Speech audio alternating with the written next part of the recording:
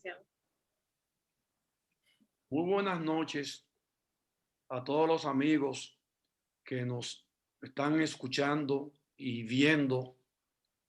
Gracias a la moderna tecnología del cual disponemos en este tiempo de pandemia y de situación de emergencia nacional. La Academia Dominicana de la Historia, en su artículo 39 de sus estatutos, ordena celebrar una sesión para conmemorar especialmente los dos grandes hitos del proceso independentista dominicano, como son el 27 de febrero, llamado el ápex del proceso por el eminente Pedro Enrique Sureña, y la guerra restauradora del 16 de agosto. En esta oportunidad hemos querido no dejar pasar tan importantes efemérides y hemos organizado este evento que tiene dos partes fundamentales. La primera, la lectura del mensaje oficial de la Academia con motivo del 177 aniversario de la independencia dominicana. Esto es una costumbre que empezó el año pasado, cuando la Academia por primera vez lanzó al público en general y al pueblo un mensaje sobre la independencia y otro sobre la restauración. Este es el segundo mensaje que hace la institución en torno a la independencia. Okay. Después del mensaje tendremos un panel donde van a participar los miembros de Números, Raimundo González, Werner Darío Félix y Juan Daniel Balcácer, cuya temática la iremos anunciando según ellos vayan a exponer, a tener su participación. El mensaje de la Academia dice así: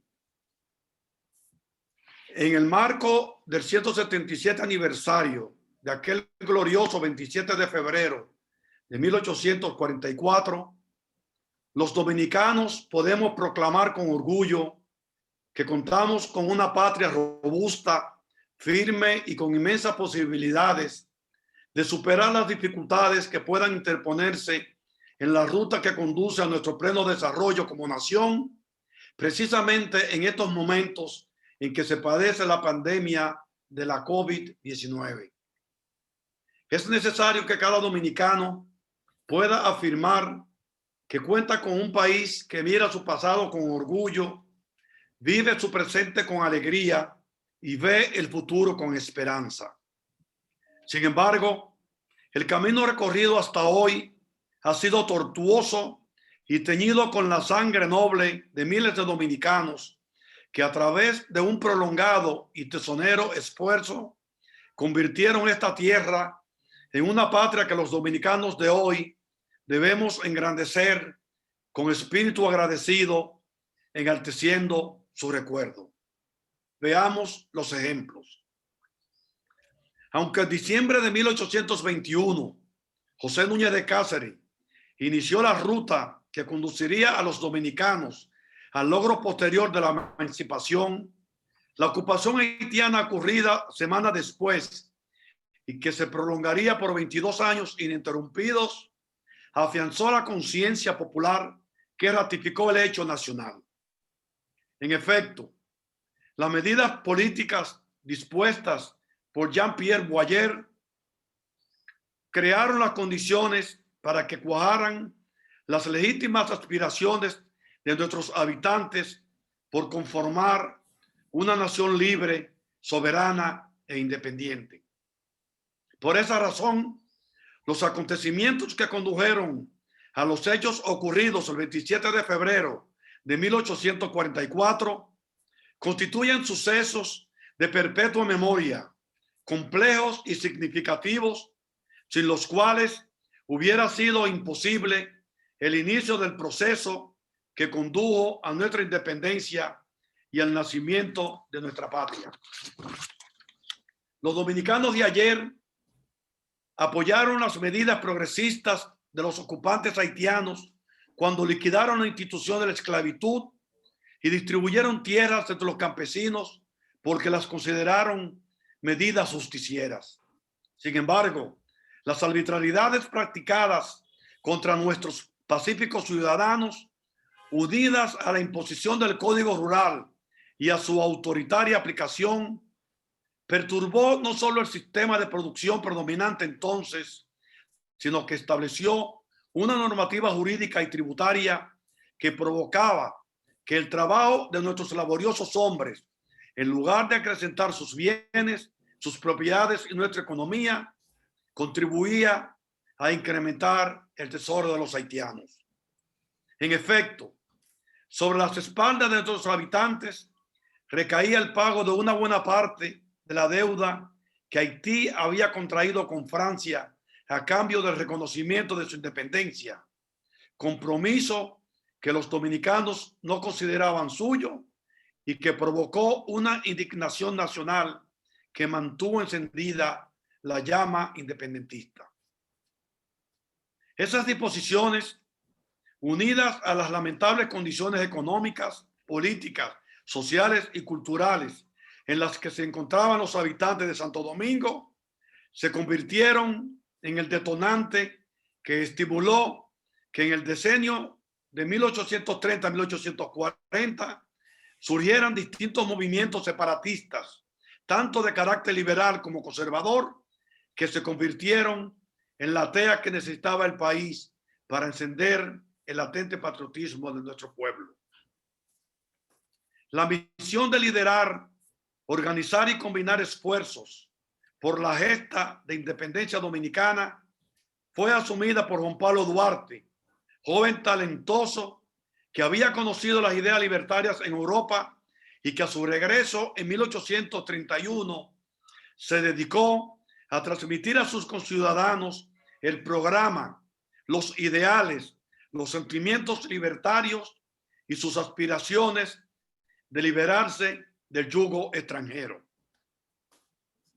Esa tarea ciclópea se materializó a través de las actividades organizadas desde la Sociedad Secreta Trinitaria, fundada en 1838, así como de otras agrupaciones como la Dramática y la Filantrópica, las cuales crearon las condiciones políticas que condujeron a la acción de los dominicanos contra la dictadura de Boyer.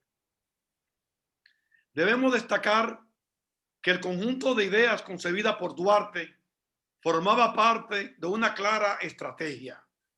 Esa fue la razón por la cual el patricio recurrió a una alianza con los reformistas haitianos y con los conservadores locales, mientras junto a los trinitarios continuaba el proceso de concientización en busca de que las ideas libertarias se transformaran en la identidad nacional que requería nuestra población para luchar con denuedo contra los ocupantes de nuestro territorio. Los esfuerzos de Duarte y demás trinitarios arrojaron los frutos que condujeron a la fundación de la República Dominicana y a la creación de conciencia entre nuestros habitantes de la necesidad de liberarnos de los vejámenes y atropellos que padecíamos, tal como fue expuesto en la manifestación del 16 de enero de 1844, considerada por Emilio Rodríguez de Morici como nuestra acta de independencia. Muchas han sido las dificultades que en el devenir del tiempo ha tenido que enfrentar nuestro país para mantener y afianzar la independencia que nos legaron los padres de la patria. Entre ellas podemos describir las apetencias imperiales de grandes potencias, las cuales, combinadas con la incredulidad de algunos líderes nacionales sobre nuestra capacidad para mantenernos como una nación libre, soberana e independiente, amenazaron seriamente con negar el legado de nuestros patricios, como también lo hicieron los regímenes dictatoriales que suprimieron las libertades y la democracia. Sin embargo, a pesar de todos esos complicados trances, hasta ahora la decisión imperecedera de la parte más consciente de nuestro pueblo ha logrado superar esos obstáculos. Los retos aún no han terminado, pues los dominicanos no debemos conformarnos solo con tener un Estado soberano, sino que todavía está pendiente la tarea de que el país cuente con sólidas instituciones democráticas, donde el imperio de las leyes se respete para que todos los ciudadanos se rijan por un comportamiento que nos permita actuar con transparencia y patriotismo, aspiración cimera del patricio Juan Pablo Duarte. Los combates liberados por nuestros bravos soldados por la consolidación de la independencia nacional se convirtieron en prácticas cotidianas en nuestro desarrollo como sociedad. Esas batallas por la soberanía y la democracia se han constituido en una sólida base para fomentar una sana y pacífica convivencia y para evitar la decadencia y el caos. Hoy más que nunca, el ideal duartiano debe ser preservado y practicado, ya que es algo que no le corresponde a ningún dominicano en particular, sino una creación que se debe a todas las personas que sacrificaron sus vidas por nuestro país y por los que hoy luchan por el sostenimiento de nuestras instituciones fundamentales. Desde la Academia Dominicana de la Historia, en el marco del año del 90 aniversario de su fundación, hacemos votos porque a través del conocimiento de nuestra historia nacional aprendamos de los aciertos y errores del pasado y que trabajemos para hacer los correctivos necesarios que encauzan el país por grandes derroteros. Esa será la mejor forma de rendir tributo, admiración y agradecimiento a los ilustres padres de la patria y con ellos a todos los patriotas, hombres y mujeres que contribuyeron a la fundación de la República Dominicana y a preservar la soberanía política y la identidad de nuestro pueblo. Santo Domingo, República Dominicana, 27 de febrero de 2021. Ahora pasaremos al panel sobre la independencia, como dije al principio, con la participación de los miembros de número Raimundo González, Werner Darío Félix y Juan Daniel Barcácer. Le cedo la palabra a Raimundo González, quien nos expondrá de manera sucinta, como es comprensible, sobre el tema Duarte y la independencia. Muchas gracias, José. Antes debo pedirle excusas porque ha sido por causa de un problema técnico que hemos retrasado tanto este inicio en el día de hoy. Yo quería referirme un poco a estas dos ideas a partir de un resumen del trabajo que había hecho sobre la idea del pueblo-nación de Duarte. Este tema importa porque Duarte llega en los años 30, al principio de los años 30 al país de regreso de un relativamente corto viaje a Europa, porque del 29 al 31, 32, según otras fuentes, pero sin embargo, fue muy significativo en el cambio que vemos ocurrir en las ideas del patricio. Y este cambio es lo que va a motivarlo también a traducir los aprendizajes europeos de su época europea en una tarea, digamos, de movilización, primero de los jóvenes que estaban a su alrededor, porque fue un grupo de jóvenes, el promedio ya lo han mencionado varios autores, que de unos 25 años y a veces más tendiendo a lo menos, menor edad que más que esta. Y desde luego este grupo se mantuvo compacto y animado por esta ideología que los motivó a mantener esta lucha por crear una nación que no existía entonces, que era la nación dominicana.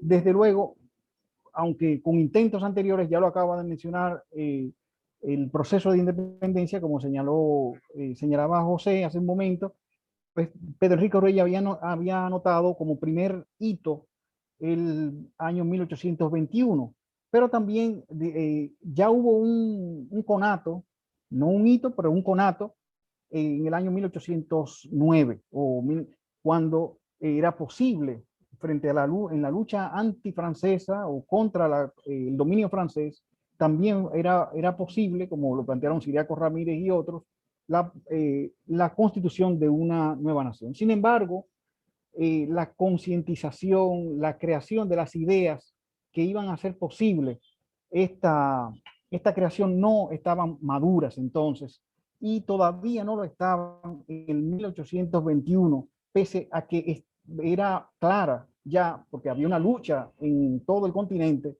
que ya con Bolívar a la cabeza, y por eso la independencia efímera, como la llamamos hoy, fue hecha en nombre de la Gran Colombia. Sin embargo, pese a esa lucha, todavía faltaba algo más, que es lo que va a aportar este grupo, esta ideología duartiana, que viene renovada por esta experiencia. ¿Qué entonces pasaba en Europa? Bueno, siguiendo a los autores que han venido trabajando lo que fue el trienio liberal y posteriormente todo el periodo de la restauración española, restauración de la monarquía española, pues se sabe que había allí una lucha muy fuerte. Había los realistas más ultras, otros realistas más moderados, que eran y otros que abogaban por un restablecimiento, pero constitucional. Duarte llega en una atmósfera en que estaban también renaciendo los nacionalismos en España. Y esto le ha llamado mucho la atención. También él se refiere, no tenemos todas sus cartas, no tenemos muy fragmentarias noticias de este periodo. Sin embargo, lo que conocemos autoriza la hipótesis de que él no escogió entre las más conservadoras de estas visiones, sino que se inscribió y fue tocado, digamos así, de alguna manera, por las visiones más revolucionarias, como ya lo refirió hace algún tiempo, Juan Isidro Jiménez Grullón, Duarte estuvo, como ya se refirió también Emilio Rodríguez de Morici, cercano a los románticos revolucionarios, porque era un momento de renovación de la revolución. A partir de 1830 en Europa hay un cambio con lo que se llaman las revoluciones románticas burguesas. Y esto también efectivamente era de lo que estaba en boga en ese momento y de lo que va a, digamos, absorber la mente del joven Duarte. Es un joven que está absorbiendo, viendo cosas que no veíamos en América. En América estaba la lucha de los criollos contra los gachupines. Y esto, sin embargo, va a sentar las bases de una crítica de la ideología criolla en Duarte. O sea, no es solamente asumir la ideología que estaba ya revolucionaria que había en América, de, bueno, hemos llegado a la mayoría de edad, como decía ya en 1815 la Carta de Jamaica de Simón Bolívar, sino que además él estaba penetrándose de una nueva visión, de una visión revolucionaria, que primero que tomó formas románticas, pero que también tenía unas formas radicales que se expresaron, por ejemplo, en Aragón y otros. ¿Qué vemos en Duarte? Está cambiando la visión del pueblo. El pueblo-nación, que era la base, pues nos dice Jiménez Fernández, hubo un populismo en España que fue exportado a América. Esta es y sin embargo, ese populismo siguió evolucionando. Es el populismo que comenzó con la época revolucionaria o constitucional, digamos, de los liberales. y ya hablaban de un cambio en la visión, como ya, ¿qué es lo que estaba sucediendo? Bueno, se estaba pasando de súbditos a ciudadanos. Ese era el proceso que estamos viviendo en toda América, pero al mismo tiempo no era solamente un cambio de esta naturaleza lo que estaba pasando, sino que la misma sociedad anterior ya no podía ser vista como la sociedad de los patricios y los plebeyos, la sociedad estamental, sino era ya una sociedad donde estaban divididos entre pobres y ricos. Por decirlo así, era una sociedad donde habían dejado de aparecer, donde estaban los propietarios y los no propietarios. Incluso en las burguesías asumieron esta división y por eso, para mantener el control de las sociedades modernas, de las sociedades que estaban surgiendo en ese momento, de las nuevas naciones que estaban surgiendo bajo el estandarte de la república, pues se tomó como la división entre lo que eran los derechos civiles y los derechos políticos. Entonces, derechos civiles tenía toda la población, todos los que habían dejado de ser súbditos y pasaron a ser ciudadanos, pero solamente tenían derechos civiles, políticos, perdón, aquellos que tuvieran propiedades. O sea, quién ejercía el voto, quién podía ser elegido y ser elegido, solamente aquellos que eran propietarios. En algunos países más adelante se amplió y se dijo, bueno, los que puedan leer y escribir podían votar, pero en general el criterio que se asumió era el de que el propietario era quien tenía la posibilidad de ejercer los derechos políticos, mientras se reconocía, por supuesto, los derechos civiles a la población, a todos los habitantes. O sea que había habitantes, si se quiere, y propietarios. Esto le dio un carácter nuevo a la división de clases, a una, digamos, de pasar a una sociedad estamental donde eran los nobles, los privilegiados y todos los vasallos que estaban incluso al tercer estado, que era como se había visto en la época de la Revolución Francesa. Estaban los tres estados, estaban los nobles, el estado del clero y el estado llano, que era como se llamaba al tercer estado. Este estado llano, pues, se había, al desaparecer las noblezas, pues había quedado todo ampliado el estado llano. Y ese estado llano entonces comenzó a dividirse en una forma nueva, que es lo que podemos decir una forma clasista, en el sentido de que estaba de un lado los propietarios y de otro lado los no propietarios, y que los propietarios en las nuevas constituciones eran los que se arrogaban el derecho a ejercer el, los derechos políticos, valga la redundancia. Entonces, esto afecta, esto es de las cosas que está absorbiendo Duarte en este momento, en su visión de cuando él tiene que retraducirlo. ¿Por qué? Porque los jóvenes estaban viviendo otra situación. Es verdad que teníamos la revolución haitiana como ejemplo, y el mismo Duarte expresa cómo ve a los haitianos luchar contra fuerzas excesivamente superiores, dice él. Pero el ejemplo de Haití había sido sobre todo una lucha de clases, pero una lucha de razas.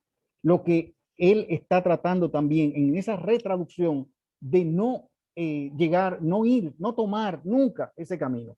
Por eso la idea que don Betilio defendió de la unidad de razas en el ideario, en la ideología duartiana, es clave para entender cómo se puede hacer una revolución por otro camino que no era el del enfrentamiento racial. Entonces, Duarte va a tomar esta otra parte y va a tratar también de cómo no llegar al camino que había tomado Europa, de dividir propietarios y no propietarios, y de hacer más llevadera, digamos, una unidad popular. En ese sentido, hay un populismo radical que también refiere Jiménez Fernández en la evolución europea, que es el que va después de desembocar en algunos socialismos utópicos. Todavía no estamos hablando de Marx ni de los socialismos mal desarrollados, pero sí algunas de esas líneas populistas van a desembocar hasta allá. Pero en el caso de Duarte, él está retraduciendo en los términos comprensibles para la época, para sus compañeros, para la generación con la que él estaba comunicando, tratando de convertirse, y tiene que enfatizar estas dos líneas. No tomar el camino europeo ni tomar el camino haitiano. El camino nuevo, el camino, digamos, de la trayectoria que él plantea de construir una nación que no estuviera dividida por los odios ni por las distinciones raciales, iba también por una sociedad más justa y en el sentido de apoyar reformas, apoyar cambios que podrían ser y conducir a un equilibrio en el pueblo. ¿Dónde halló Duarte esa solución? Bueno, en la práctica política, los derechos políticos ejercidos desde el municipio. O sea, para mí, leyendo nuevamente a Duarte, podemos encontrar que esta idea de un cuarto poder, una cosa totalmente nueva, no está en las tradiciones constitucionales europeas ni norteamericanas, tampoco se había en los planteamientos americanos o hispanoamericanos, tampoco esto lo podemos encontrar. Sin embargo, esta es la idea que traduce para que haya una participación con derechos civiles y políticos de la población y que pudiera satisfacer las posibilidades de una trayectoria nueva que no... entonces, por eso, yo creo que aquí estos son los dos componentes clave de la crítica al viejo criollismo, al criollismo que todavía se podía ver en Santo Domingo, que eran las de los sectores conservadores. No quiere decir que él tampoco no considerara que los sectores conservadores no pudieran tener, al contrario, para él también los sectores conservadores debían tener derechos políticos y derechos sociales, como todos, pero había que traducir un proyecto nuevo, que en este proyecto de constitución está plasmado, una vía que no solamente fuera el retorno a las formas de una sociedad patriarcal o de una sociedad estamental o incluso lo que era a una dependencia política. De ahí su insistencia en este proyecto también de constitución en la necesidad de mantener una independencia absoluta de cualquier potencia extranjera. Esto era innegociable para esta posibilidad de hacer un camino distinto. El camino de cualquier forma de anexión no solamente coartaba las posibilidades de desarrollo, sino también coartaba las libertades posibles, los máximos posibles a alcanzar dentro de esa época, que era el ejercicio completo de derechos civiles y políticos, que era lo que se planteaba entonces. Yo lo voy a dejar aquí para dejar el debate abierto y les doy la palabra a los siguientes. Gracias, Raimundo, por tu palabra. Gracias. Ahora vamos a escuchar la exposición del miembro de número Venel Darío Félix con el tema Vicisitudes de la Independencia Dominicana, de la concepción a la materialización 1843-1844. Tiene la palabra. Muy buenas tardes. Gracias, presidente, por la presentación y por la invitación y pues una bienvenida a nuestro querido público que nos acompaña en esta tarde noche tan hermosa en el que celebramos el 177 aniversario de nuestra independencia. Y realmente suena, vamos a decir así, se escucha hermoso decir que ya somos 177 años libres, aún con algunos de ellos, unos 11 años en total ocupados, pero siempre con las completas ansias de libertad.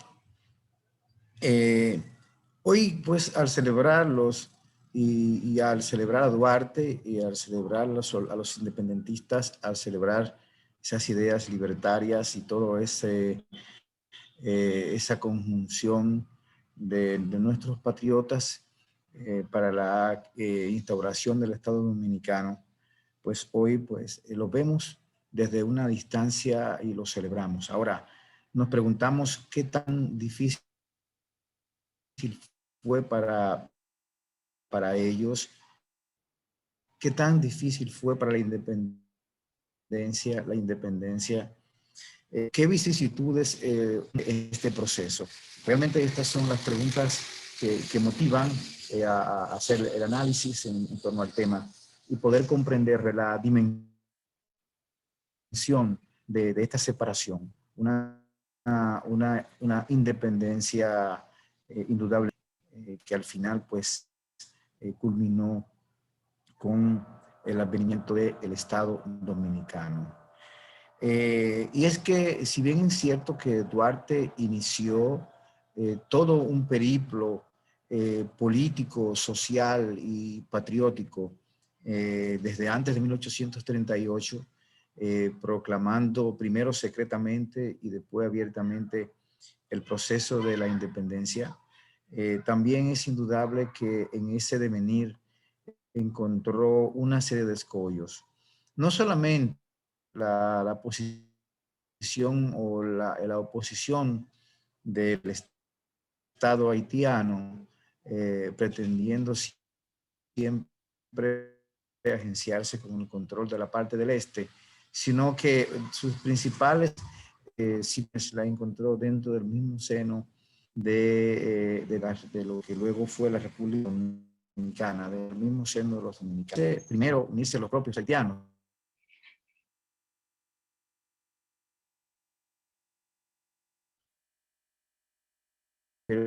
Reforma se une a los liberales que querían salir de Boyer y propician entre Duarte. Esto abre el camino para una propaganda más abierta y que permite a Duarte y sus seguidores en todo el territorio nacional. Los más conocidos son los que logró realizar con los hermanos Santana, Pedro y Ramón Santana, pero también en el Cibao se estaban haciendo contactos para concretar la independencia. Pero mientras esto se hacía, desde otros rincones se hacían oposiciones políticas en contra de ella. Es bien sabido la posición, por ejemplo, de Buenaventura Báez, que desde Azua hizo proclamas en contra de la independencia.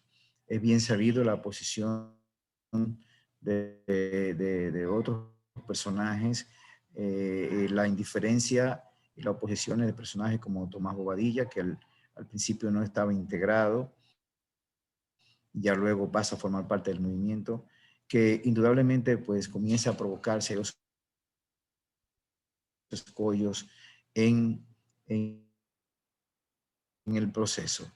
Aunque en un principio ya se fueron los criterios en torno a la idea dualista de la industria. Los grupos disidentes, el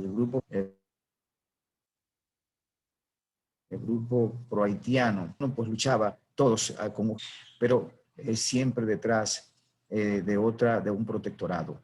Duarte era pues el que consolidaba la idea del nacionalismo y del patriotismo en torno a la creación de una República Dominicana libre y soberana. Sus escollos, sin embargo, fueron latentes en esta etapa. Al interior inicia inmediatamente su proceso para desbaratar los inicios del movimiento independiente Julio a Santo Domingo. Al mismo tiempo representa la ruptura de este primer intento, ¿no? Acompañado de algunos de sus seguidores, como su propio hermano, y también de otros que le seguían, pues no logró el apoyo en último momento, principalmente de Pedro Santana, de Puello y de otros, que al final pues se consideraron que era toda diríamos, una odisea lanzarse a la lucha sin contar con los preparativos para ello, sin contar con se hacía acompañar por un numeroso ejército en esta primera incursión de julio de 1843. Esto rompe con este primer modelo, pero en estos meses la semilla se había sembrado en todo el país y ya esta semilla germinaba, la semilla independentista germinaba y provocaba la unificación de todo lo que luego se convirtió en el Estado Dominicano. Sin embargo, lamentablemente Duarte se vio compelido a salir del territorio y durante varios días no solo se mantuvo oculto, sino que también tuvo que estar de casa en casa y salir de incógnito, pues era acremente perseguido por las huestes haitianas que pues le buscaban. Asimismo, sus seguidores fueron, vamos a decir así, divididos y algunos hechos prisioneros. Otros se ocultaron, como el caso de Sánchez, y además otro grupo pues tuvo que, pues, algunos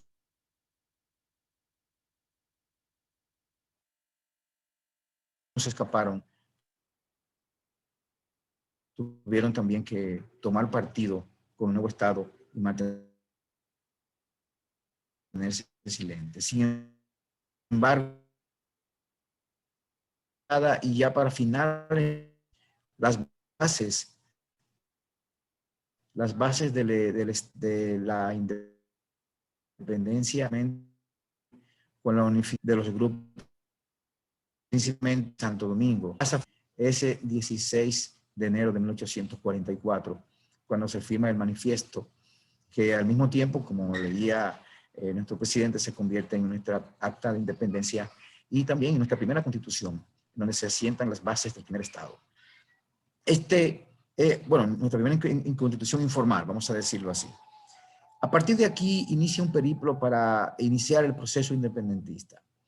Sin embargo, aunque la fecha de la independencia se había proclamado para fines de marzo, debe ser adelantada. Esto es indudablemente que representó un serio escollo para eso, porque en estos momentos en que se desarrollaba, no se tenían ni los recursos, ni las armas, ni se tenían el acuerdo colectivo, ni tampoco, vamos a decirlo, bueno, no tenían nada, no tenían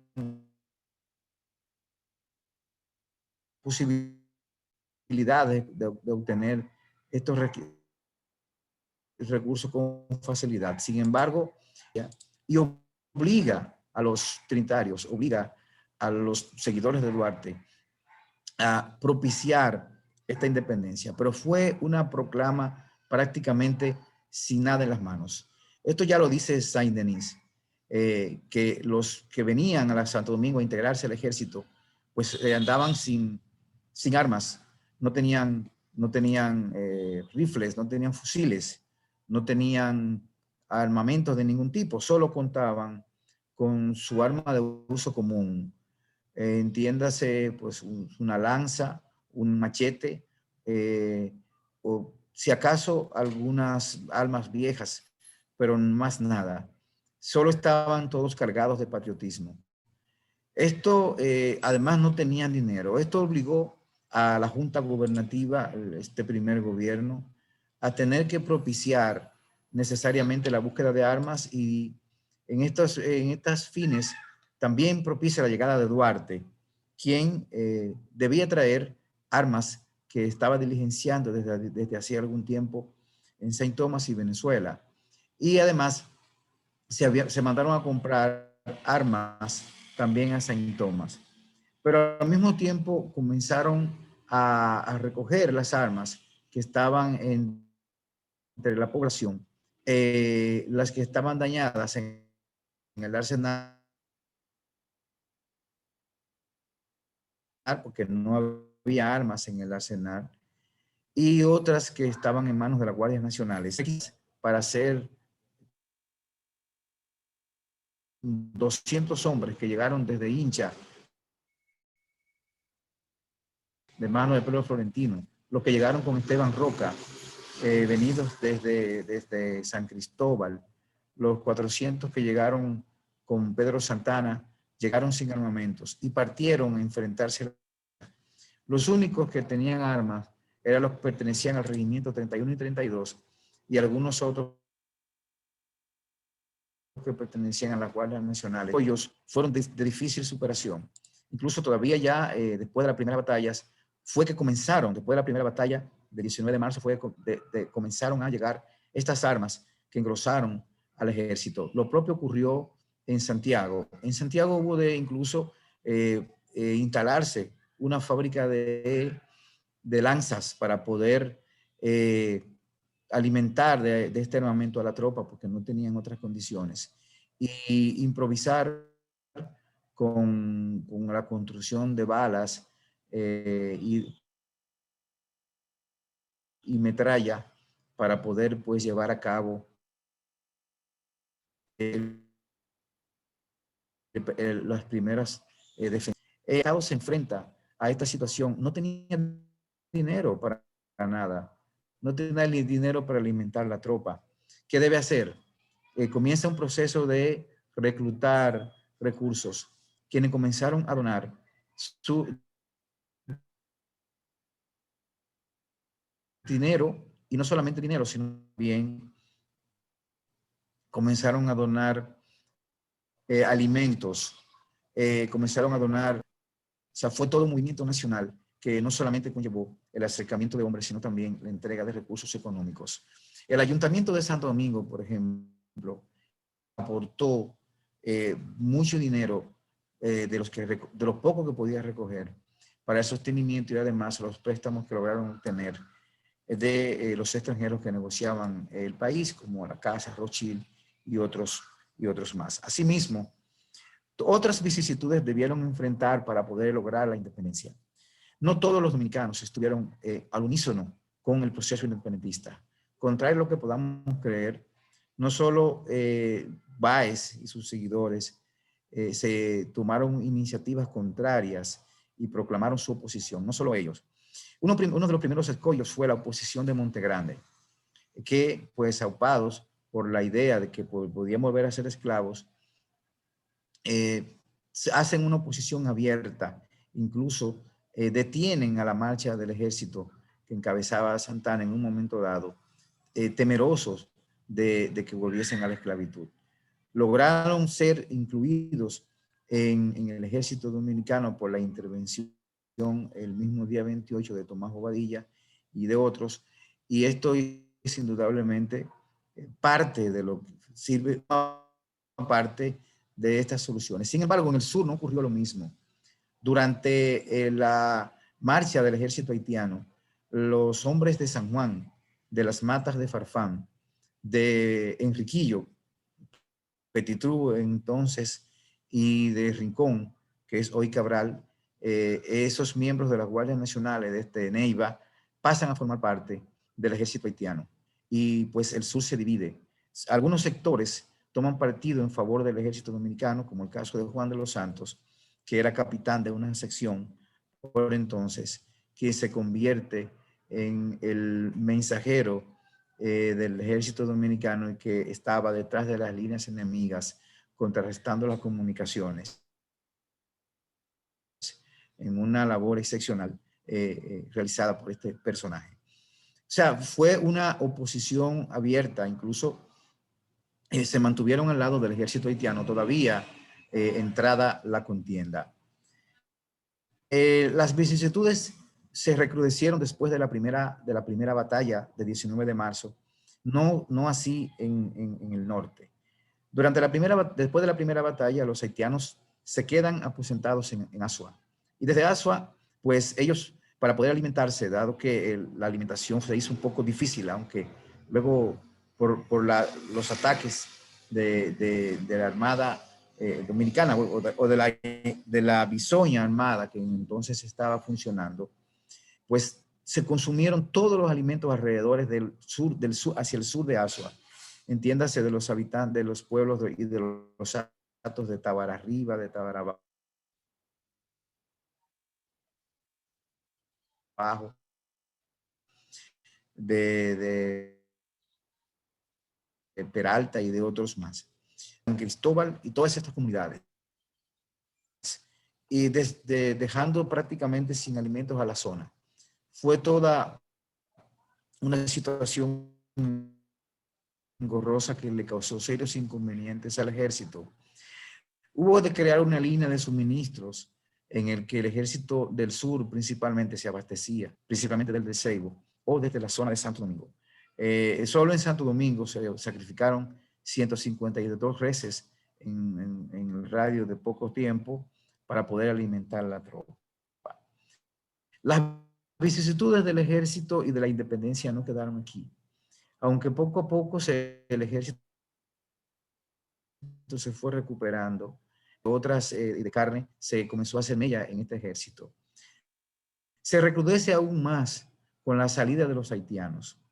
Cuando los haitianos parten hacia el oeste, que abandonan el territorio ya vencidos, en su trayecto primero destruyen todos los sembradíos de Estebanía, que estaba precisamente al este de Asua, y destruyen a Asua. Toda Estebanía fue destruida conjuntamente con sus cultivos. Lo propio se hizo en Asua, lo propio se hizo en San Juan, en las matas de Farfán, en Neiva, en donde no solamente trasladaron, arrasaron con los frutos, sino también con las reses, con las viviendas y con todas las pertenencias de los dominicanos de la zona. Esto provocó una desestabilización económica que aún unos años después, el sur no llegó a recuperarse durante mucho tiempo, y hacia 1846 todavía la gente tenía que acudir a la ayuda del Estado y alimentarse con caña. Toda la situación posterior debió de ser enfrentada. Santana se ve compelido a marchar al sur, y para atraerse a los sureños debe llevar no solo armas, sino también harina y alimentos que le fue enviado de Santo Domingo en unos últimos esfuerzos. Sin embargo, con todo y estos escollos, el pueblo dominicano se alzó con la victoria. Y así proclamaron la independencia, y en los años posteriores y afianzada en su identidad. Creo que hasta aquí es un muy apretado resumen de todas estas vicisitudes y de la independencia y de todo lo que los dominicanos sufrieron en el año 1844, solo en 1844, para poder consolidarnos como nación. Es una mirada un poco hacia adentro del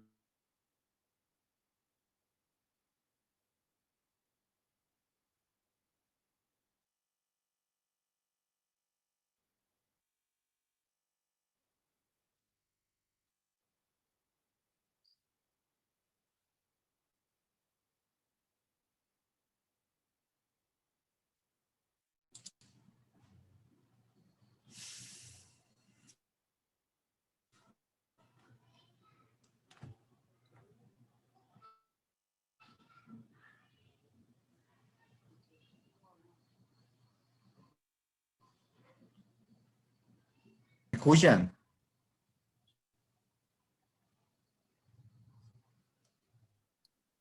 Don Werner, su conexión está lenta. Dígame. Su conexión está lenta. Su conexión a internet. Pero terminé hace un ratito, ¿no se escuchó? No. Sí, escuchamos. Ok. Sí, escuchamos. Bueno. Gracias, Werner, por tu interesante exposición. No obstante las dificultades técnicas, pero hemos oído con mucha atención tus planteamientos. Y ahora, para concluir este panel, vamos a escuchar la exposición del miembro de número, Juan Daniel Balcácer, con el tema Estados Unidos y el reconocimiento de la independencia dominicana. Tiene la palabra, Juan Daniel. Gracias, señor presidente. Lo que acabamos de escuchar en cuanto respecta a los académicos Raimundo González y Werner Félix, bueno, nos da una idea de los obstáculos que confrontaron tanto los liberales duartianos para acometer exitosamente, con relativamente éxito, el proyecto que acariciaron y que formularon, así como los obstáculos que enfrentaron los dominicanos en los primeros años en defensa de la independencia. Los textos históricos tradicionales, o sea, nuestros jóvenes, nuestros niños, no captan esos pormenores y esos detalles y esa situación, porque sencillamente es imposible abordarlo en la concisión y brevedad con que hay que escribir historia patria. De manera que en la lectura, por ejemplo, del trabajo del profesor Félix en nuestra revista Clio, pues tendrán una idea más acabada de lo que es enfrentar un enemigo en una guerra, en medio de una guerra, cuando usted no está del todo preparado y enfrenta muchos inconvenientes, sobre todo de orden alimenticio y de traslado, etcétera, etcétera.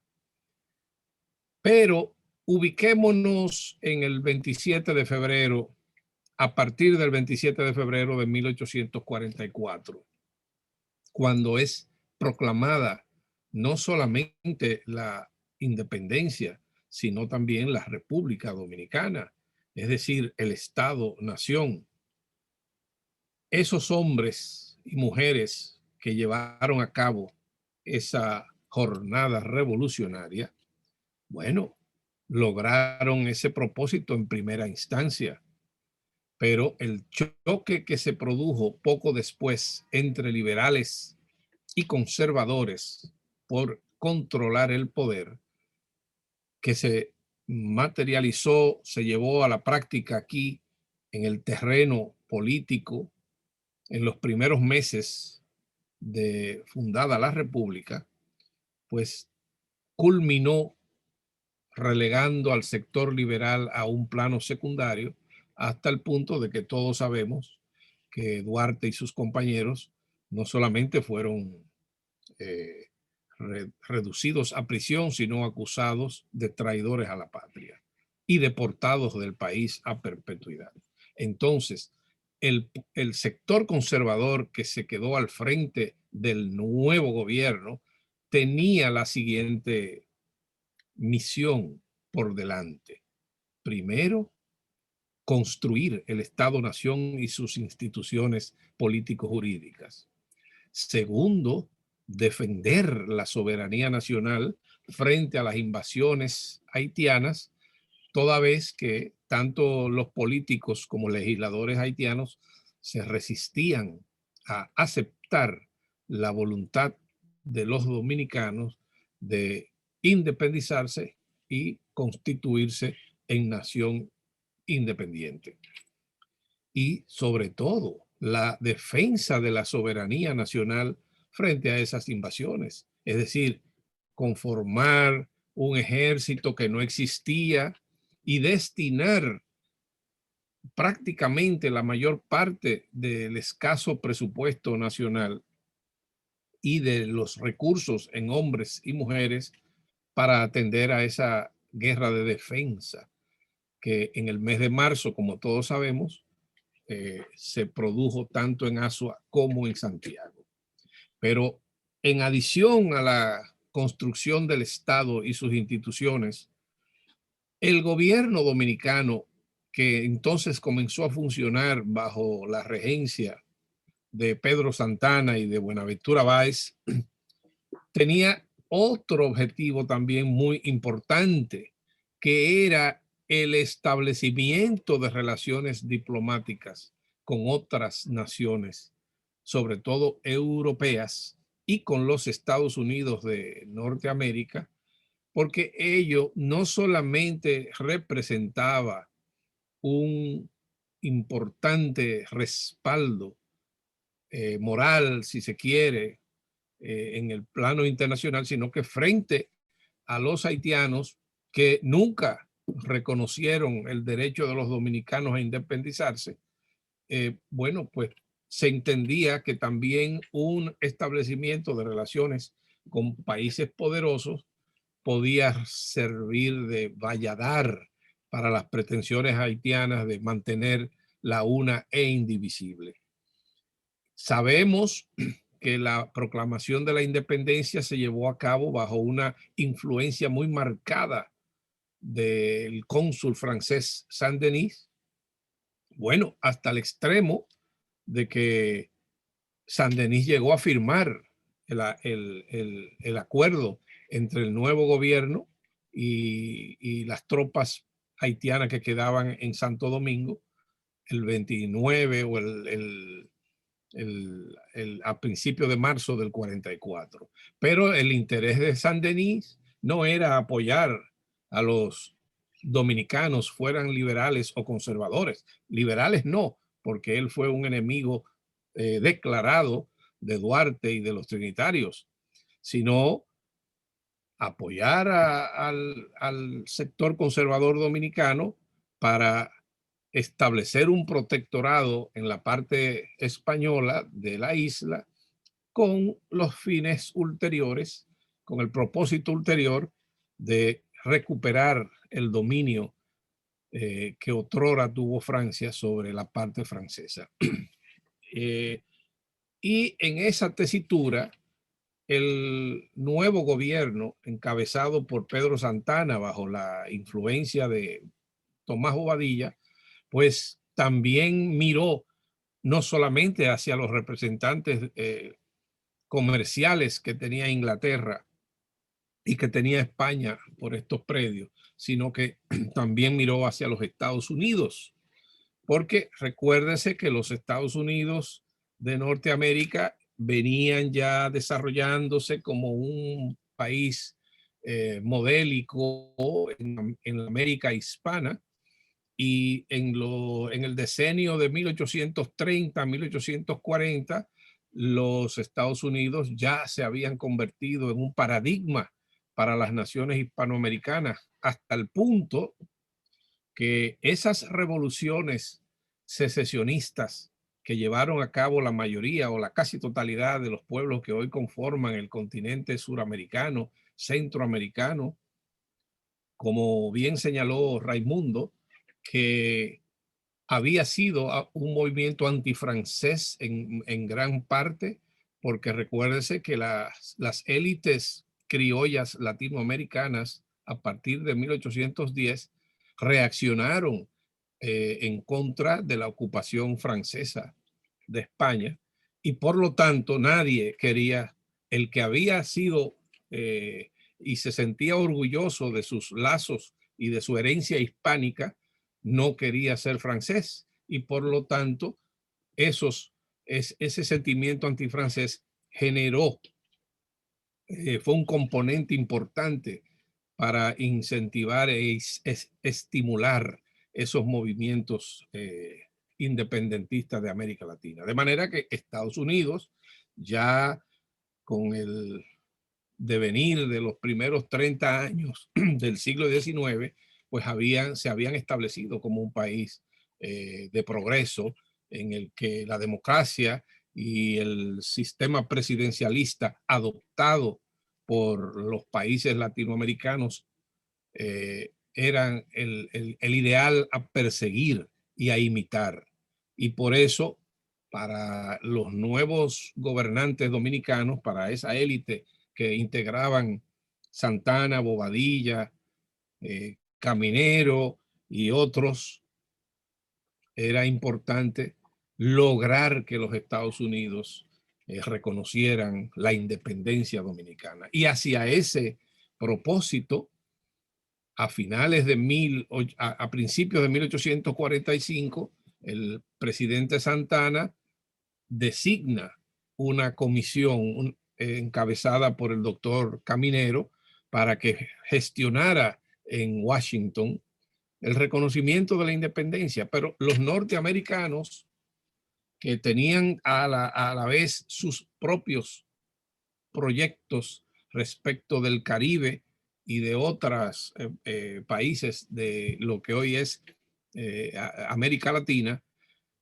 pues designaron agentes comerciales en Santo Domingo con la misión no solamente de gestionar negocios y de explorar las posibilidades para unas relaciones comerciales con un nuevo gobierno, con un nuevo estado que surgía, sino también con el propósito precisamente de aplicar la sustancia, la esencia de la doctrina Monroe que ellos habían ya enunciado desde 1825, y así aislar la influencia europea en el Caribe y en América Latina, pero específicamente en el caso nuestro, la influencia francesa, la influencia inglesa y también sin descartar la influencia española.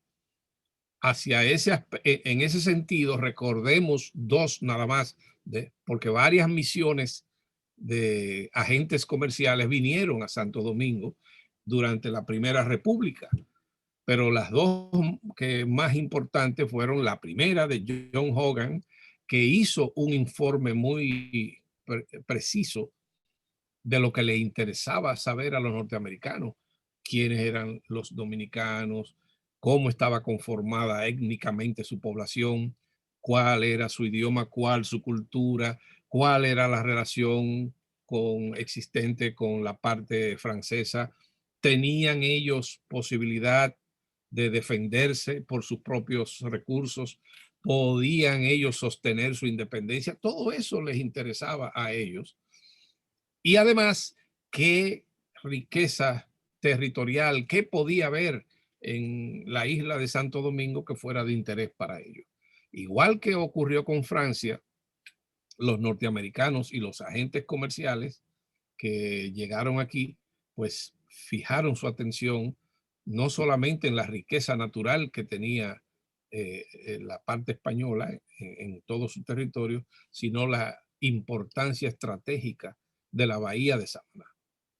Entonces, terminó la misión Hogan. Después de esa misión vino la famosa misión del teniente Porter, David Porter, que fue una misión secreta que sorprendió notablemente al presidente Santana y quien hizo además un informe muy detallado que muchos de nosotros conocemos porque la Sociedad Dominicana de Bibliófilos hace muchos años publicó parte del diario secreto o por lo menos todo el diario secreto del teniente Porter, y hay ahí datos interesantísimos de la Sociedad Dominicana de 1846 y 47.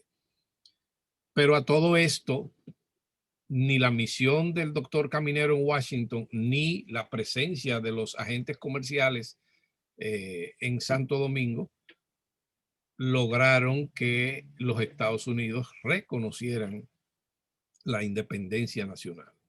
En el mismo 1845, Estados Unidos no se podía ocupar, estaba en guerra con México, por ejemplo, y estaba todavía en la fase de expansión territorial hacia el oeste y se estaba anexionando territorios que luego pues le darían a esa nación una dimensión enorme como potencia emergente en el siglo XIX. De manera que durante mucho tiempo los agentes comerciales presentes aquí en nuestro país lo que hicieron fue lo que hacían los agentes comerciales británicos, el francés y el español, que era obstaculizar las gestiones que cada uno de esos representantes extranjeros hacían en el país con el fin de evitar que, por ejemplo, en el caso estadounidense, que fueran los Estados Unidos los que reconocieran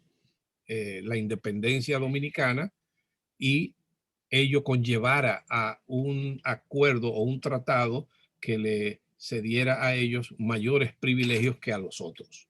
Pero ni Inglaterra, ni Francia, ni España reconocieron la independencia dominicana hasta tanto estuvieron seguros de que al hacerlo impedían que otra potencia en esa lucha interimperialista, como habría dicho Juan Isidro Jiménez Grullón, existía y los dominicanos estaban en el medio.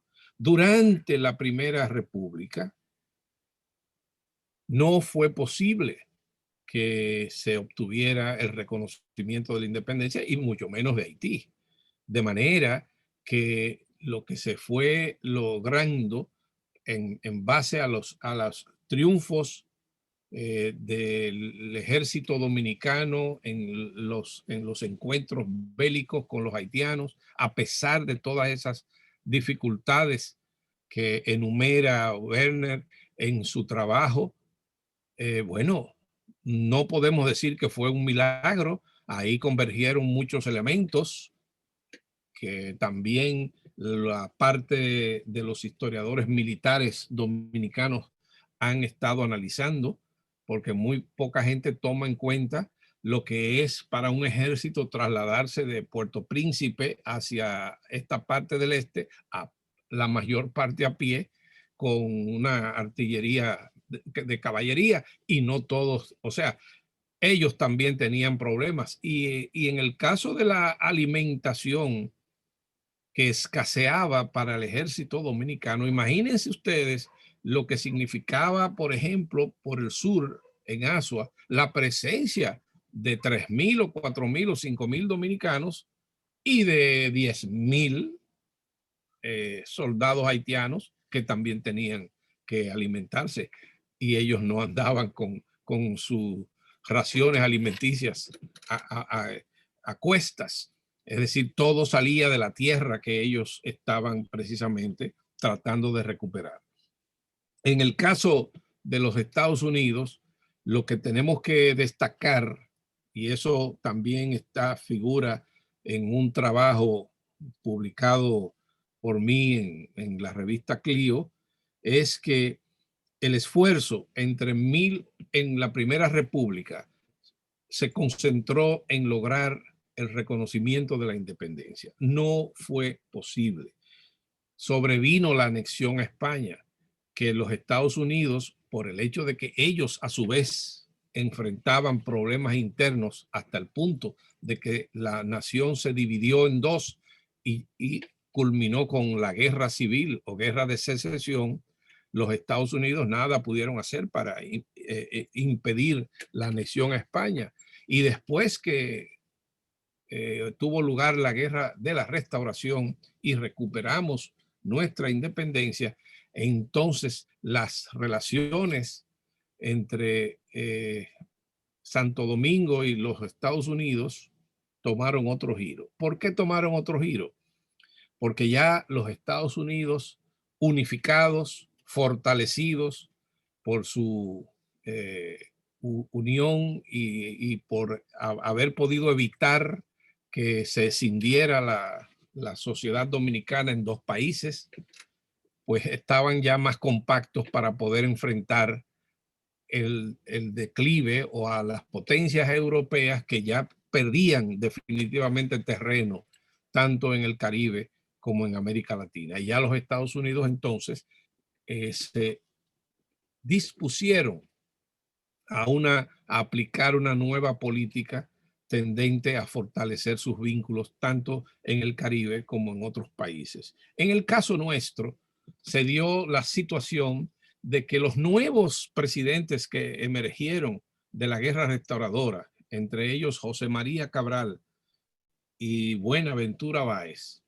Cabral, que había sido rojo, del Partido Rojo, y Buenaventura Báez, líder del Partido Rojo. Bueno, pues ellos comenzaron a negociar directamente con los Estados Unidos, tratando de que los Estados Unidos establecieran una base carbonera en Samaná, y hasta llegaron a proponerle la ocupación de la bahía de Samaná, la venta de la bahía de Samaná y la cesión de unos empréstitos que necesitaban los caudillos para poder solventar sus necesidades y también atender las demandas de su clientela política. De manera que entre 1865 y 1874, incluyendo ahí la guerra de los 6 años contra Buenaventura Báez y su esfuerzo por incorporar la República Dominicana en condición de Estado a la Unión Norteamericana, ahí se pueden también apreciar la política exterior dominicana en los primeros 30 años de nuestra independencia, desesperadamente dirigida hacia el reconocimiento de su independencia, el apoyo moral de países tan poderosos en ese entonces como los Estados Unidos, y sobre todo que la consecución, la obtención de un reconocimiento de la independencia por parte de un país como Estados Unidos,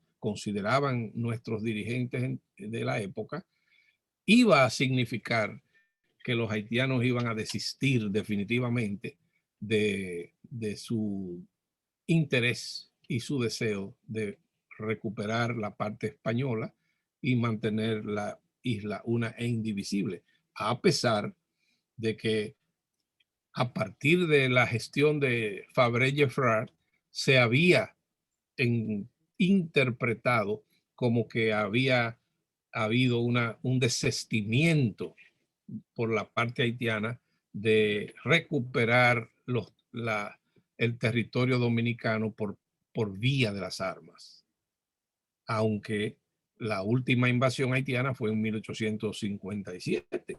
De todos modos, debo destacar que los vaivenes que tuvieron lugar a lo largo de la Primera República y parte de la Segunda para lograr el reconocimiento de la independencia de los países europeos y de Estados Unidos, bueno, pues finalmente culminaron en 1884, cuando los Estados Unidos accedieron a firmar un tratado con República Dominicana. Estaba en la fase final de su gestión gubernativa, de su primera gestión gubernativa, Ulises Heró, durante los bienios constitucionales, y ahí fue en 1884 cuando reconocieron la independencia dominicana. Desde ese momento entonces hasta 1904, la representación que había aquí, que era un cónsul, algo parecido, fue elevada a categoría de legación, y esa legación norteamericana duró hasta 1943, que fue entonces cuando finalmente fue convertida la legación en embajada de Estados Unidos en República Dominicana. Pero lo cierto es que los esfuerzos desplegados por los dirigentes dominicanos desde 1844 hasta 1884, en esos 40 años, tuvieron vertientes diferentes, objetivos distintos, pero en el fondo se reducían a apoyo financiero, apoyo moral y sobre todo a garantías de que el respaldo de una potencia extranjera, en este caso los Estados Unidos, iba a significar el fin de las hostilidades con el vecino haitiano. Hasta aquí, pues, mis observaciones y mis comentarios sobre el caso del reconocimiento de la independencia dominicana por parte de Estados Unidos. Muchas gracias, Juan Daniel, por tus palabras tan elocuentes, como siempre.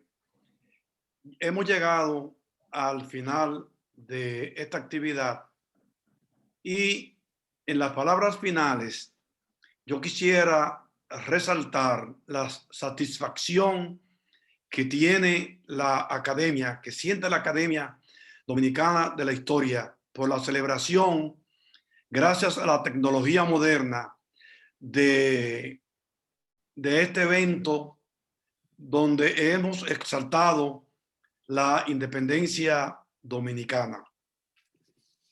Gracias a las brillantes exposiciones de nuestros miembros de número, el público en general puede seguir profundizando en el conocimiento de nuestro pasado, porque pasado mañana, 27 de febrero, vamos a celebrar, porque hay que celebrarlo, conmemorar el 177 aniversario de la independencia. Eso, como hemos podido ver a través de las exposiciones, ha costado mucho trabajo y mucha sangre. Y en cierto sentido, aun cuando somos un país libre e independiente, yo creo que una de las enseñanzas de la historia es que el valor de la independencia debe ser visto como un proyecto que cada día hay que seguir construyendo y seguir perfeccionándolo.